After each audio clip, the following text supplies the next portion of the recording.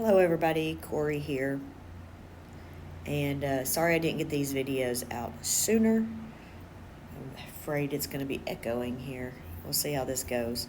I am in Florida and I'm sitting out on the balcony to record these while everybody is still asleep inside.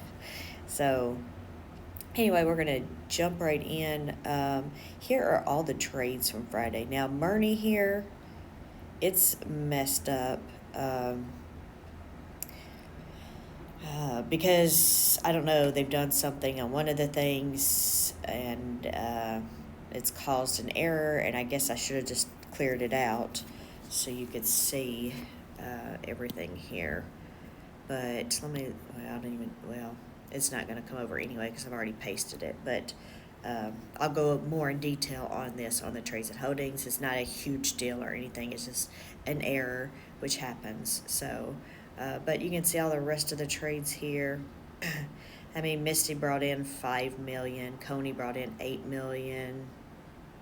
It was sort of like the Nvidia also brought in 8 million. So there's a few different things there, a few different ones that are very high, but I won't go through every single one of them. So if you want to pause this, please do so. And then we have the net assets and outstanding shares for all of these. I'm sorry, I should zoom that out. There's not going to be any trades on the bottom of those, though. But anyway, now you can see all of the YieldMax ETFs, their net assets and outstanding shares. And then this current was as of close on Friday. And so then that's the NAV and the difference between the two. And then we'll go here into the stock prices. So obviously, again, this was Thursday, then Friday, then the change between those. So if I'm just looking at anything outside 1%, we have AIYY is up 3, AMDY up 2, Phoebe was up 4%, GDXY was up 2%, Murney was up 2%, Misty was down 2%. Nefli was up 2%, then Squee being up 2%. And then we had Crash being down 3%, while YBit was down 6%. All right, so let's look at the underlying. Yeah, I don't know why the one IV is not filled in, but it must have been not pulled through when I pasted the values.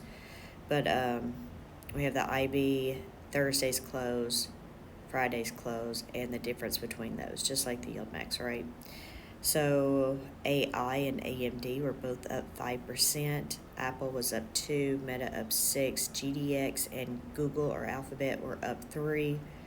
Murney was up 2, MicroStrategy down 2, Nvidia down 2, and then Squee and Tesla were up 2, and then we have Bitto being down 7%. However, that could be a distribution thing. I don't know when their ex-dividend date is. And then it may not, so I don't know. All right, so days to recovery here. We just started because Friday was the ex-dividend date, and we already had one that recovered from from its distribution. It really seems odd, but yeah.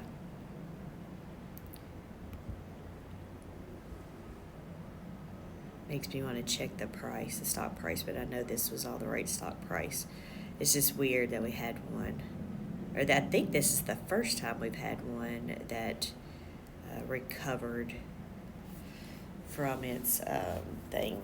In fact, so I'm going to look real quick on my handy dandy app. Handy dandy moo moo app, right? FBY. Oh no, sorry, what am I doing? Oh, that was what I was doing. Okay, I was thinking about the other one now. Yep, go there. And I'm already on daily.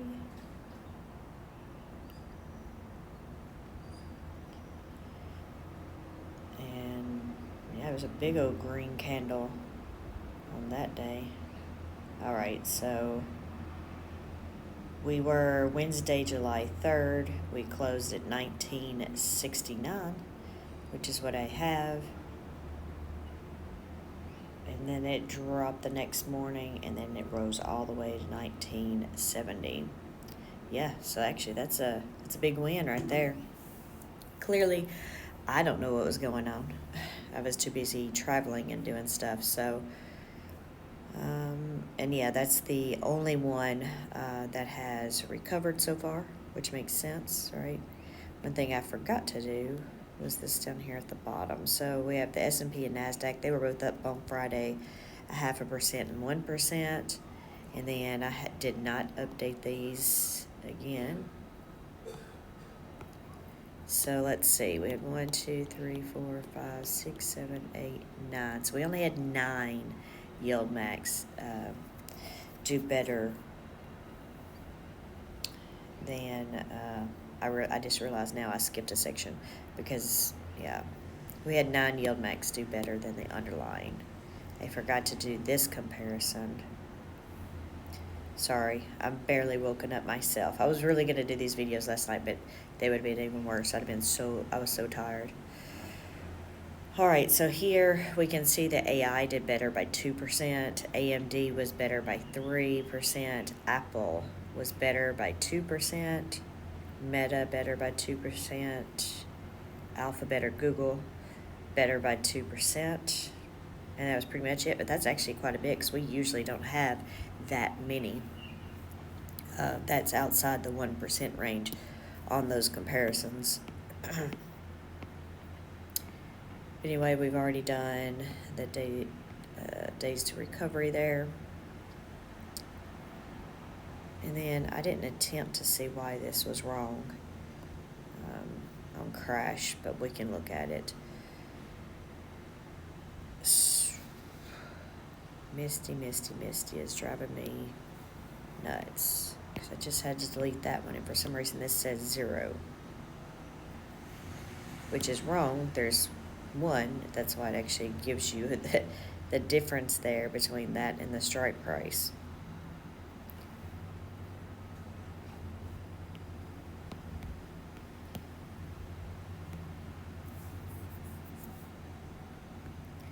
So it's counting J.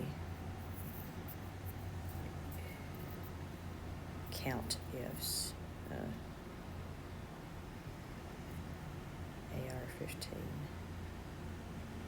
In this tab? Okay, I'll look at this later. Yeah, I'll look at that later because this is also over here, so I'll make that red. Hopefully I'll see it to figure out what's going on, why that's showing that way. I don't know if it's been like that for a while. I haven't paid much attention. But if we look here at our strike prices as far as the maximum strike price for all of these, of course, most of these only look like they have 1 now. There are a few there that have 2. But we can see that Tesla is already over the max strike price for Tesla. Of course, so far this morning on Monday, we're actually already dropping. In fact, how about we go here? Oh, but I don't have, what the heck? Yeah, so I can come here, but some of the data, like this one, it's not showing right on the holdings or something, but this is the live data. If you want to look here, this will show live percentages. So it looks like we still are over the max, even though Tesla had been falling. It was around 246 last time I saw it.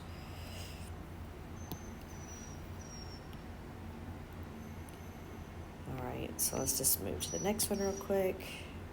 And so again, this Misty thing is coded weird on their holdings, so I've had to delete this one, but this one on the right is the same. But these are your synthetic positions, so it'll tell us, how far away up or down we are. The biggest issue seems to be crash. It has a 170 strike price, and Tesla's above that by 181.50, and for crash, because these are short puts, they're the opposite than the other ETFs here, which are short calls. So yeah, and you can see over here and how it affects the share price.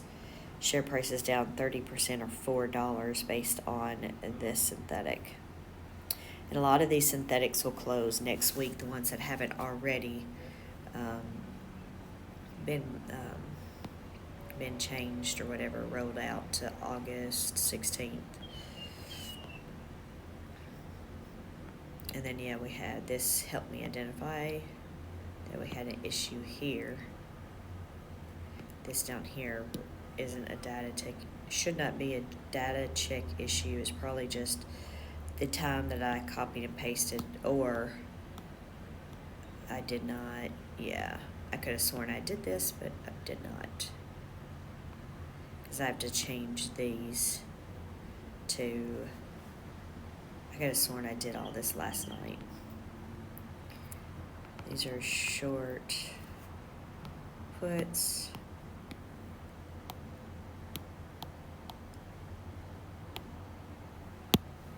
And then this is, come on, the long call.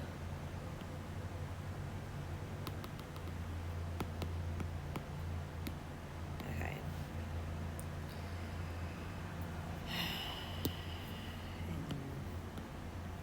Sorry, I worked on this last night, thought it was done, and then worked on it a little bit more this morning, and now here I am having to change some things. I was looking for crash, I couldn't remember.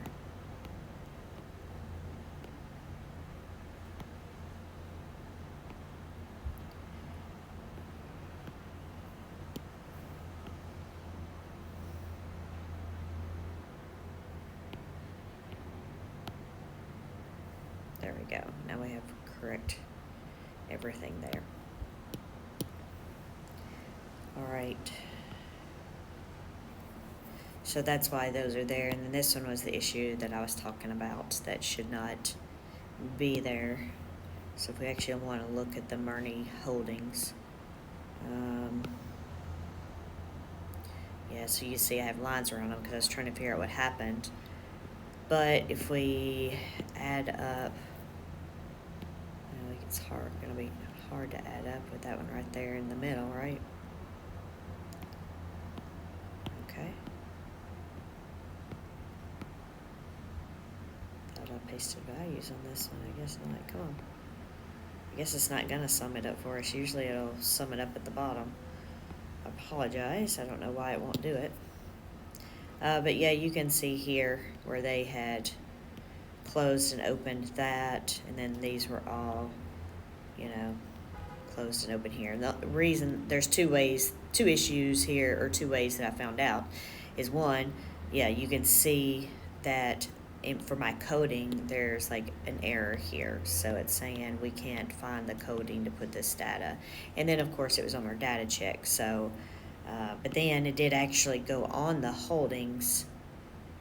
That was for Murney. So I don't think I made that red yet, though. Oh, I did. So this line right here. See, and it wouldn't work because the synthetics are $24.50, and our this short costs $24.50. This shouldn't be there, and it has an expiration date of last week. So not sure what happened there, but I'm sure they'll fix it today, and then it'll be updated on the next reports. But anyway, yep, that's it. And I'm going to move on to do the holdings and trades for these, if you want to see all the strike prices and everything for the week. But anyway, I will talk with y'all later, and I hope y'all have a great Monday, in case you don't watch my other video. Thanks. Bye.